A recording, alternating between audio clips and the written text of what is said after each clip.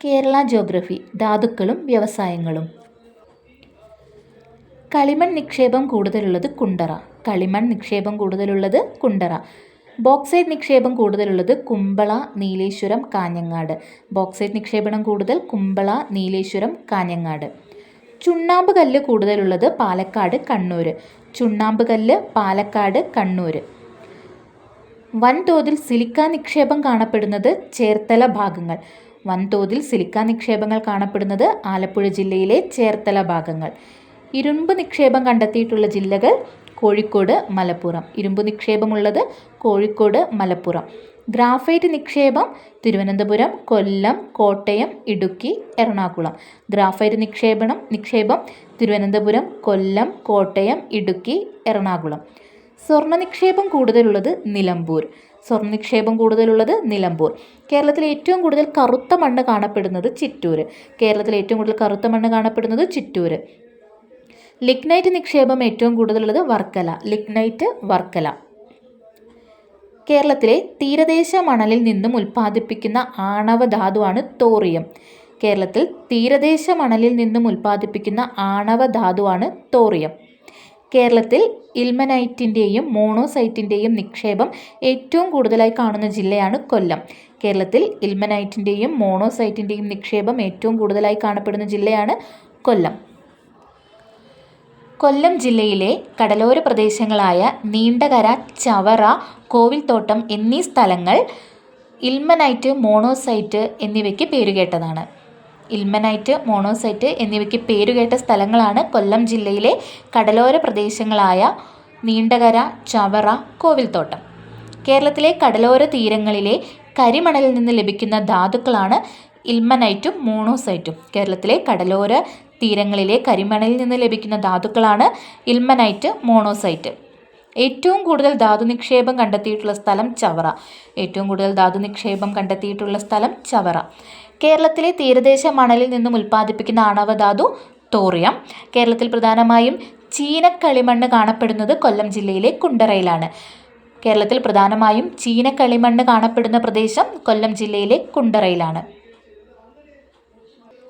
കൊല്ലം ജില്ലയിൽ കണ്ടുവരുന്ന radio active മൂലകമാണ് തോറിയം. കൊല്ലം ജില്ലയിൽ കണ്ടുവരുന്ന റേഡിയോ ആക്റ്റീവ് മൂലകമാണ് തോറിയം. കേരളത്തിൽ ചുണ്ണാമ്പ് കല്ല് നിക്ഷേപം കാണപ്പെടുന്ന പ്രദേശങ്ങളാണ് തണ്ണീർമുക്കം, വൈക്കം, വാടാനപ്പള്ളി, കൊടുങ്ങല്ലൂർ. കേരളത്തിൽ ചുണ്ണാമ്പ് നിക്ഷേപം കണ്ടുവരുന്ന പ്രദേശങ്ങളാണ് തണ്ണീർമുക്കം, വൈക്കം, വാടാനപ്പള്ളി, കൊടുങ്ങല്ലൂർ. സ്വർണ്ണ നിക്ഷേപം കണ്ടെത്തിയിട്ടുള്ള സ്ഥലങ്ങൾ നിലമ്പൂർ, മേപ്പാടി, വൈത്തിരി, മാനന്തവാടി. സ്വർണ്ണ നിക്ഷേപം കണ്ടെത്തിയിട്ടുള്ള സ്ഥലങ്ങൾ മേപ്പാടി, വൈത്തിരി, മാനന്തവാടി, നിലമ്പൂർ. കേരളത്തിൽ രത്നനിക്ഷേപം കണ്ടെത്തിയിട്ടുള്ള ജില്ലകൾ തിരുവനന്തപുരം, കൊല്ലം. രത്നനിക്ഷേപങ്ങൾ കണ്ടെത്തിയിട്ടുള്ളത് തിരുവനന്തപുരം, കൊല്ലം. കേരളത്തിൽ അഭ്ര നിക്ഷേപം കണ്ടെത്തിയിട്ടുള്ള സ്ഥലങ്ങൾ തിരുവനന്തപുരം ജില്ലയിലെ പള്ളിത്തുറ, കഴക്കൂട്ടം, മേനംകുളം, ആലപ്പുഴ ജില്ലയിലെ പള്ളിപ്പുറം, തൈക്കാട്ടുശ്ശേരി, വരനാട്. വലിയ തോതിൽ മോണോസൈറ്റ് കാണുന്നത് കേരളത്തിലാണ്. വലിയ തോതിൽ മോണോസൈറ്റ് കണ്ടുവരുന്നത് കേരളത്തിലാണ്. ഇന്ത്യയിൽ സുഗന്ധവ്യഞ്ജനങ്ങൾ ഏറ്റവും കൂടുതൽ ഉൽപ്പാദിപ്പിക്കുന്നത് കേരളത്തിലാണ്. ഏറ്റവും കൂടുതൽ റബ്ബർ ഉൽപ്പാദിപ്പിക്കുന്ന സംസ്ഥാനവും കേരളമാണ്.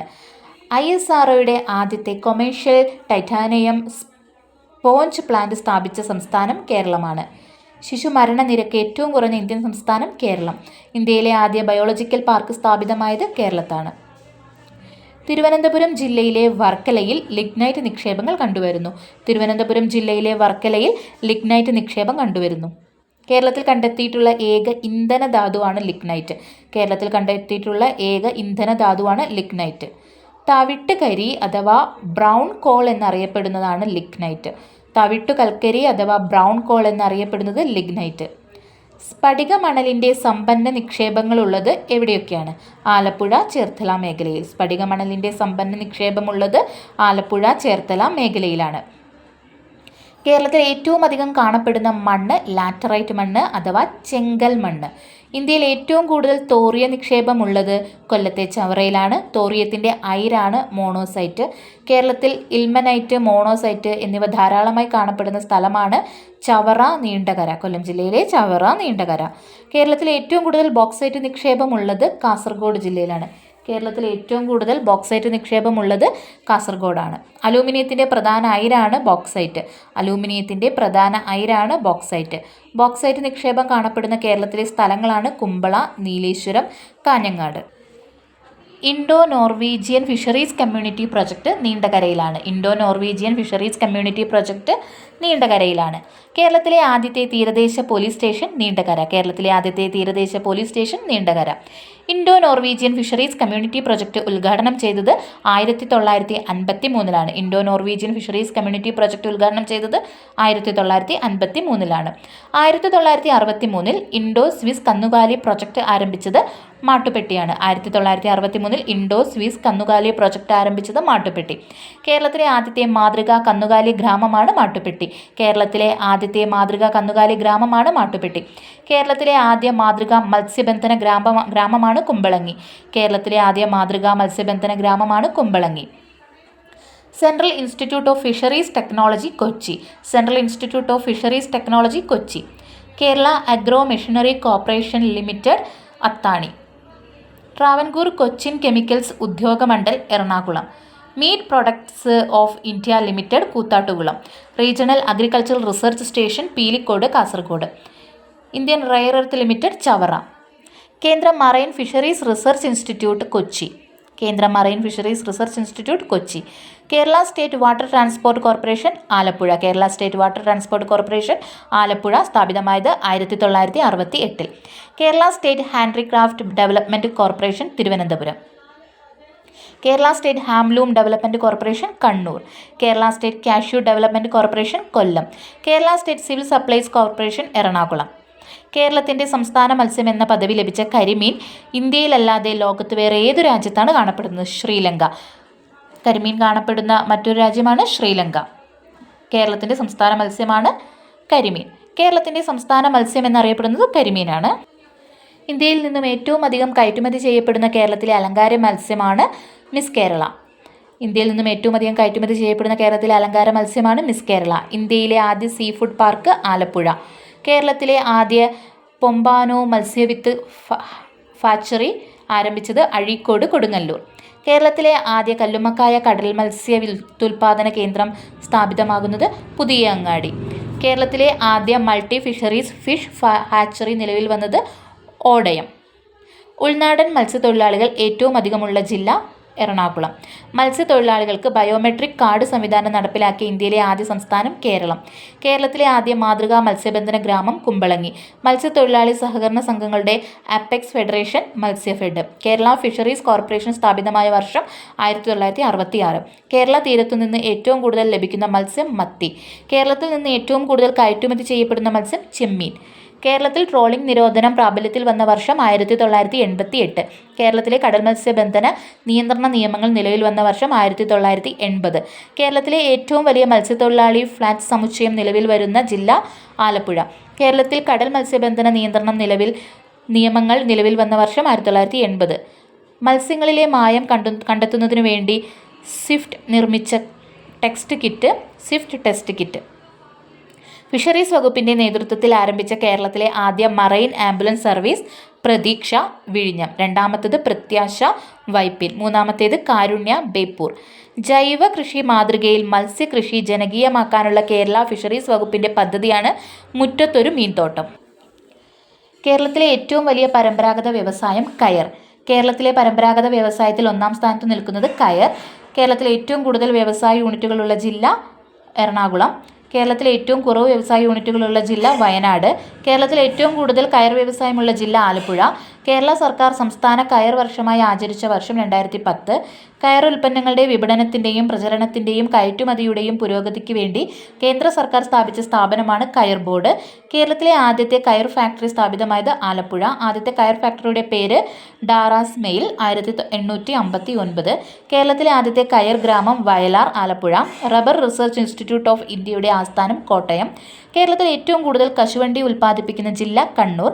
കേരളത്തിൽ കശുവണ്ടി ഫാക്ടറികൾ കൂടുതലുള്ള ജില്ല കൊല്ലം. കേരളത്തിലെ ആദ്യത്തെ കയർ ഫാക്ടറി ആലപ്പുഴയിൽ സ്ഥാപിതമായ വർഷം 1859. കയർ മേഖലയിലെ ഗവേഷണ പ്രവർത്തനങ്ങൾ നടത്തുന്ന സ്ഥാപനമാണ് നാഷണൽ കയർ റിസർച്ച് ആൻഡ് മാനേജ്മെന്റ് ഇൻസ്റ്റിറ്റ്യൂട്ട്. 1994 സ്ഥാപിതമായി.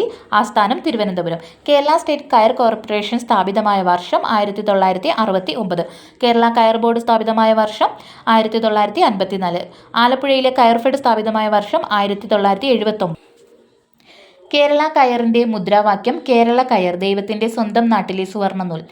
ഇന്ത്യയിൽ നിന്നുള്ള കയർ ഉൽപ്പന്നങ്ങൾ ഏറ്റവും കൂടുതൽ ഇറക്കുമതി ചെയ്യുന്ന രാജ്യം ചൈന. കയർ ഉൽപ്പന്നങ്ങളുടെ പ്രചാരം വർദ്ധിപ്പിക്കാൻ സംസ്ഥാന സർക്കാർ നടപ്പിലാക്കിയ പരസ്യ പ്രചരണം ഒരു വീട്ടിൽ ഒരു കയർ ഉൽപ്പന്നം. കയർ വ്യവസായ പുനരുദ്ധാരണം, നവീകരണം, നൂതന സാങ്കേതിക വിദ്യകൾ വികസിപ്പിക്കൽ എന്നിവയിലൂടെ കയർ മേഖലയുടെ സുസ്ഥിര വികസനം ലക്ഷ്യമിട്ട് വിഭാവനം ചെയ്ത പദ്ധതിയാണ് കയർ ഉദ്യമി യോജന. മാസ്റ്റർ വീവർ സമ്പ്രദായവുമായി ബന്ധപ്പെട്ടിരിക്കുന്ന കുടിൽ വ്യവസായമാണ് കൈത്തറി. തിരുവനന്തപുരം നെയ്ത്തുശാല സ്ഥിതി ചെയ്യുന്നത് ബാലരാമപുരം. കേരളത്തിലെ ഏറ്റവും കൂടുതൽ കൈത്തറിശാലകളുള്ള ജില്ല കണ്ണൂർ. കേരളത്തിലെ ഏറ്റവും കൂടുതൽ കൈത്തറി സഹകരണ സംഘങ്ങളുള്ളത് തിരുവനന്തപുരം. ഏറ്റവും കുറവ് കൈത്തറി സഹകരണ സംഘങ്ങളുള്ള ജില്ല വയനാട്. കൈത്തറി മേഖലയുടെ മേൽനോട്ടം വഹിക്കുന്നത് സംസ്ഥാന കൈത്തറി വികസന കോർപ്പറേഷൻ. കേരളത്തിൽ കൈത്തറി തൊഴിലാളികൾക്കായി നടപ്പാക്കുന്ന പദ്ധതികളാണ് തനിമ, കൃതിക. കേരളത്തിലെ വ്യവസായ നഗരം ആലുവ. മലബാർ സിമന്റ് ഫാക്ടറി സ്ഥിതി ചെയ്യുന്നത് വാളയാർ. കേരളത്തിലെ ആദ്യ cement factory Travancore cement Nattakam. Hindustan newsprint factory സ്ഥിതി ചെയ്യുന്നത് വെള്ളൂർ. ഇന്ത്യയിലെ ആദ്യത്തെ rubber factory Travancore rubber factory Thiruvananthapuram. കശുവണ്ടി വ്യവസായത്തിന് പ്രസിദ്ധമായ ജില്ല കൊല്ലം. ഏറ്റവും കൂടുതൽ കശുവണ്ടി ഫാക്ടറികളുള്ള ജില്ല കൊല്ലം.